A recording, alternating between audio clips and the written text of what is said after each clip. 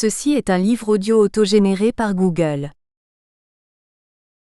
EGLISES du 4 degrés et du V degré, SIECLES. Deuxième émission. Maryse.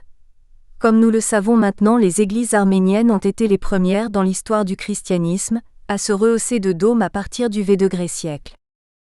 Les spécialistes les plus compétents en matière d'architecture arménienne sont en faveur de la découverte par les Arméniens, avec 4 siècles d'avance sur l'Europe, de ce qui allait devenir l'art roman.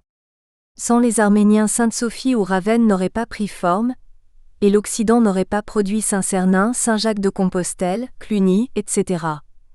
Sans les inventions arméniennes en matière architectonique, les constructeurs de Saint-Marc de Venise et même Saint-Pierre de Rome n'auraient pas donné la mesure de leur génie. Albert, au 4 degrés siècle, en Arménie, les basiliques imitaient le modèle syrien.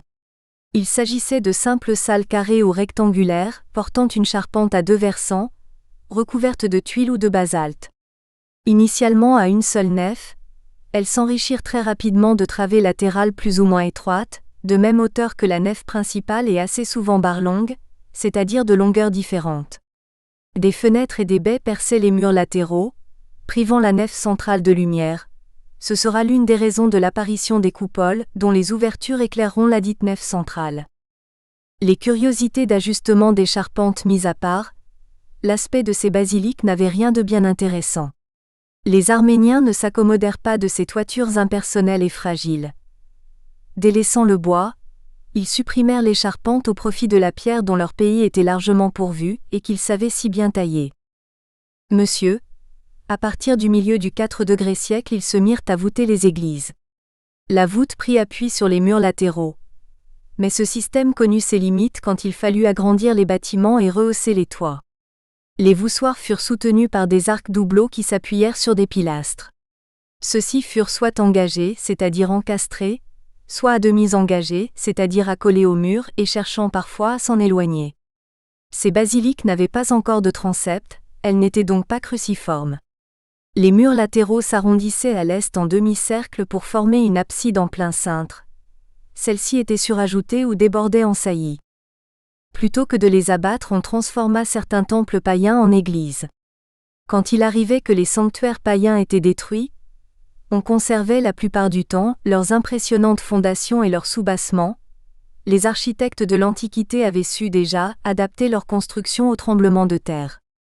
Beaucoup de leurs prouesses techniques furent reprises et améliorées par les maîtres d'œuvre chrétiens. Il est vrai que ces églises ont résisté aux séismes qui ravagèrent l'Arménie de tout temps. Celles qui furent endommagées ou détruites le furent par défaut d'entretien dans un pays en butte aux attaques incessantes. Les édifices les moins bien conservés se situent dans les provinces arméniennes envahies par les Turcs ou conquises par les Iraniens. On peut citer le Chirac, capitale Ani, le Vannan, capitale Kars, ville principale Ardahan, le Vaspuragan, capitale Van, ville principale Magou, la Sophène, capitale Karpert, le Daron, la région d'Erez, capitale Erzincan, celle de Garin, aujourd'hui Erzurum, la Mésopotamie arménienne, capitale Nisibin, la Cilicie, capitale Si, ville principale Adana, Mamistra, Tars, et bien d'autres lieux encore. La présence arménienne, maintenue entre 2 massacres, permettait la réfection et l'entretien de ces merveilleuses églises jusqu'au génocide de 1894 et 1915 qui vidèrent l'Arménie historique, désormais partagée entre Kurdes et Turcs, de ses habitants qui l'avaient occupée depuis la nuit des temps. Dès la reconnaissance du christianisme comme religion d'État, l'architecture arménienne prend ses distances avec les modèles assyriens, grecs antiques et syriaques, les conditions géographiques, sismiques et géologiques du pays favorisant cette différenciation. Se servant de matériaux, parfois ordinaires, se surpassant dans les conceptions hardies, y ajoutant une touche artistique et souvent du génie, les maîtres d'œuvre arméniens vont se singulariser en matière architecturale. Monsieur, à cause des difficultés ou grâce à elles, naîtra sur cette terre tourmentée et déchirée un art, sublimé par la foi. Il allait se répandre sur tout son territoire et faire des émules jusqu'à Saint-Jacques-de-Compostelle. Ces productions marquantes commencèrent à apparaître vers la fin du 4 degrés siècle. Pour cette période, nous nous contenterons d'analyser sommairement la basilique d'Erekouk, dont on trouve les ruines dans la région d'Ani, capitale de l'Arménie des Bagratides. On peut aussi citer la basilique à une seule nef de Carnoux ou celle de Tanaat avec une galerie au sud. Les recherches archéologiques ont prouvé qu'à Hérécouk s'élevait, aux 1 à 2 degrés siècle, un temple païen. Le style de la construction et les assises cyclopéennes en attestent. Au 4 degrés siècle on modifia l'édifice pour en faire une basilique. Tout a été repris et modifié par les chrétiens. On estime que c'est l'une des plus anciennes églises du monde. Aucun spécialiste n'y accorda de l'intérêt jusqu'au 19 degrés siècle. Les Européens n'avaient pas encore éprouvé le besoin de retrouver les véritables origines de l'architecture religieuse en Occident. La toiture disparut en premier, ce qui favorisa les dégradations dues aux intempéries qui agrandissent les brèches, aux tremblements de terre qui font tomber les pierres branlantes. Ajoutons à cela l'action des ignares, qui ne peuvent comprendre la beauté dans son absolu. Malgré tout, les murs jusqu'à la corniche tiennent encore debout, ils sont faits du tuf d'Ani, prolongeant les nefs latérales jusqu'aux 2 chapelles de l'ouest. Pour avoir une vue d'ensemble, plaçons-nous au sud. Nous sommes frappés par la recherche et la maîtrise quasi parfaite des détails architecturaux. Avançons-nous par l'entrée ouest et admirons la finition magistrale des baies et des portes. À partir de la spacieuse nef centrale, nos yeux rencontrent l'abside à l'est où se dressait le maître-autel. Elle est flanquée de part et d'autre de chambres rectangulaires qui devaient renfermer, si l'on s'en réfère à la tradition arménienne, l'une les fonts baptismaux, l'autre la sacristie. La basilique est à 3 nefs, délimitées par 2 rangées de 3 colonnes. En face de chacune d'elles on remarque des pilastres engagés dans les murs. Se pose la question de la couverture. Était-ce une charpente de bois à 2 versants de type syrien? Alors pourquoi une nef centrale surélevée par rapport au travée latéral? Alors pourquoi des colonnes et des pilastres? Quand on sait que les 10 pilastres étaient destinés à supporter les arcs doubleaux, on peut supposer que l'église d'Hérécouk se différenciait déjà des édifices de type syriaque, qu'elle était probablement voûtée et dépourvue de charpente en bois. Monsieur, l'atmosphère de ce lieu consacré, désormais à ciel ouvert, est sans aucun doute propice au recueillement. On imagine les cérémonies, les messes, on entend les prières des fidèles s'élevant vers le ciel, enveloppées des vapeurs de l'encens. Cette évocation faite, le visiteur se dirige vers la sortie, non sans se retourner pour regarder une dernière fois la basilique qui dresse ses murs décoiffés et ses colonnes étêtées comme autant de bras tendus vers le Seigneur. Une impression de solidité, de force, de puissance se dégage des ruines d'Hérécouk, témoignant que cette terre baptisée dans l'eau, le feu et le sang est chrétienne jusqu'au tréfonds de ses entrailles. Voûtée ou non, Hérécouk est le premier jalon de la progression vers le style arménien propre. Son influence s'est fait ressentir jusqu'au vieux siècle. Du 4 degrés au 15 degrés siècle, les architectes arméniens conçurent plus d'une dizaine de types architectoniques. Avec ces quelques principes de base, ils se distinguèrent par les trouvailles et l'imagination. Évoluant dans ce cadre restreint imposé, ils le transformèrent en style en créant des symphonies de pierre, comme les musiciens qui composent des œuvres sans cesse renouvelées avec 7 notes. À partir du 15 degrés siècle, les constructeurs se contentèrent d'imiter les maîtres sans apporter, à quelques exceptions près, d'innovation originale. Après le génocide de 1915, les diverses communautés, dispersées sur les 5 continents, ont érigé des églises et des chapelles tentant de reproduire les plus beaux édifices originels. Il faut admettre que les architectes, qui s'inspirèrent du travail de leurs prédécesseurs, n'ont pas réussi à rendre le sublime des églises d'Arménie. Monsieur, les constructeurs d'églises et d'abbayes romanes en Europe, s'ils ont appris en étudiant et assimilant l'enseignement des maîtres arméniens, ont su transformer leur production en fonction de leur environnement propre. À partir du V-degré siècle, les techniques de construction en Arménie sont tellement en avance sur leur temps, qu'il nous est impossible, dans le cadre restreint d'une émission de radio, de les étudier en détail. Et encore certains secrets dans leur élaboration ne seront jamais découverts.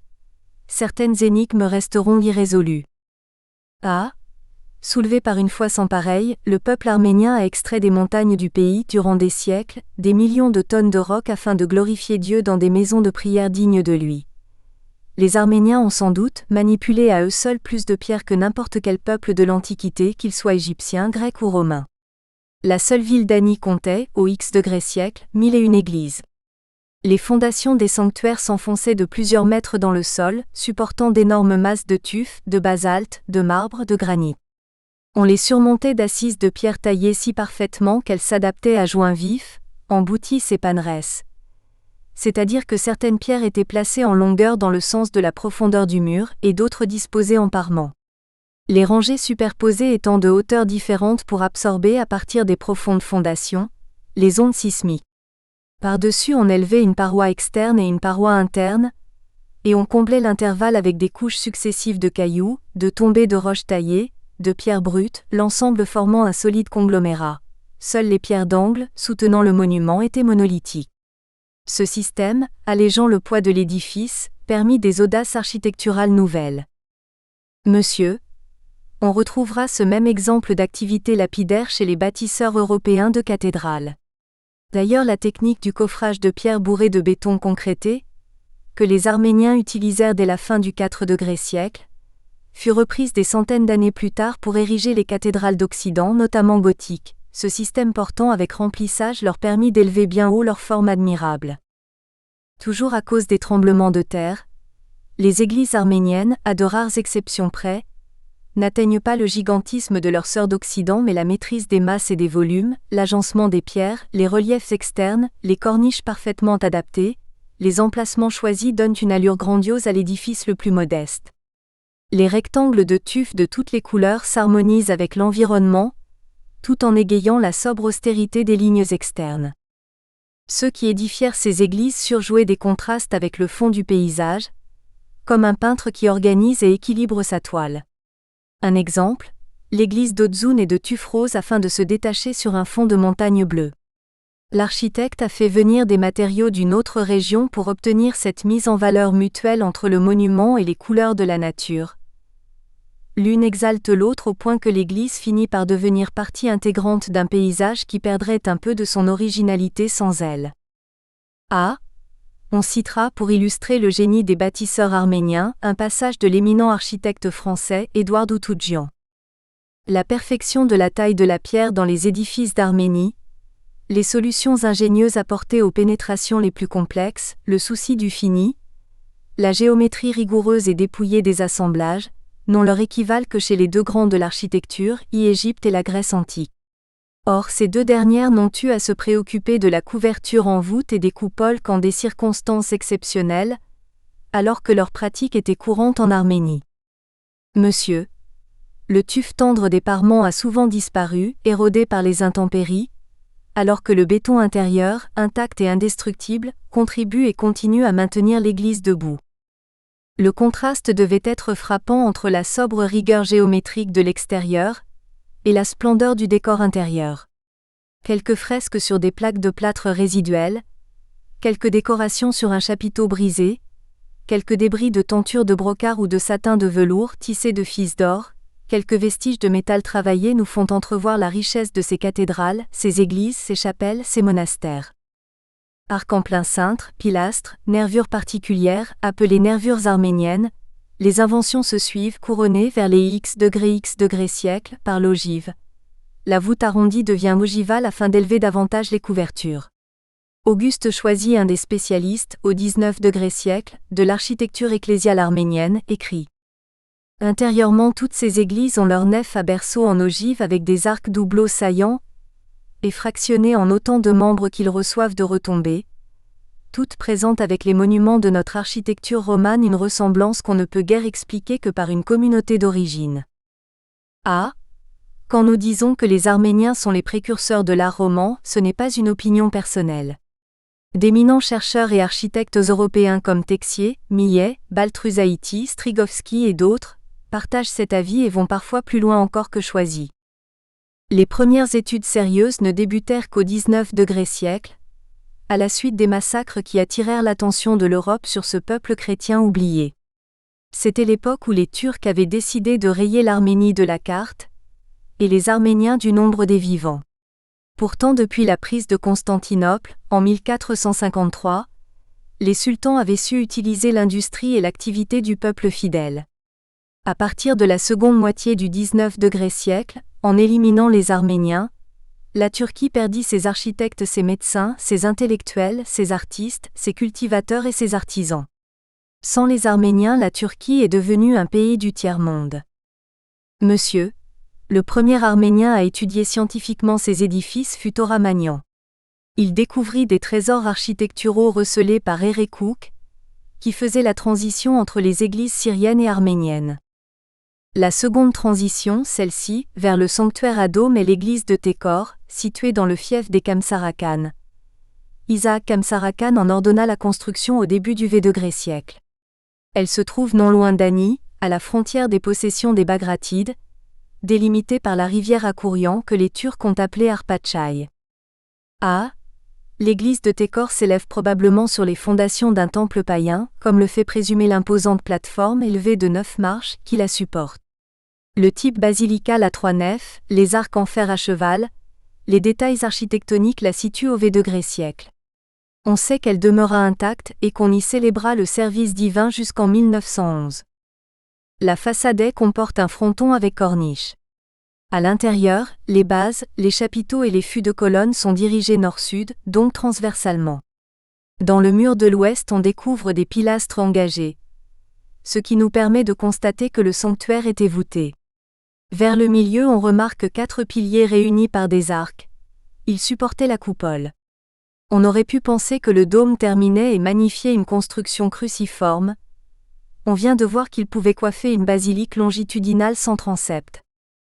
C'est à Tekor que la coupole fait sa première apparition dans l'histoire de la construction ecclésiale en Arménie et dans l'histoire du roman. Il y aura par la suite de nombreux exemples de basiliques oblongues à dôme. Monsieur. À l'ouest, à la sortie, on s'émerveille devant l'encadrement de pierres richement sculptées de la porte. On y découvre des ornements en forme d'acanthe et de vigne, ce qui est rare en Arménie et dénote une influence antique. Cet exemple archaïque est curieux, consistant à surmonter une basilique oblongue d'une coupole. Nous espérons que vous avez apprécié cet aperçu. Pour continuer à écouter ce livre audio sur Google Play Livres, utilisez le lien dans la description de la vidéo.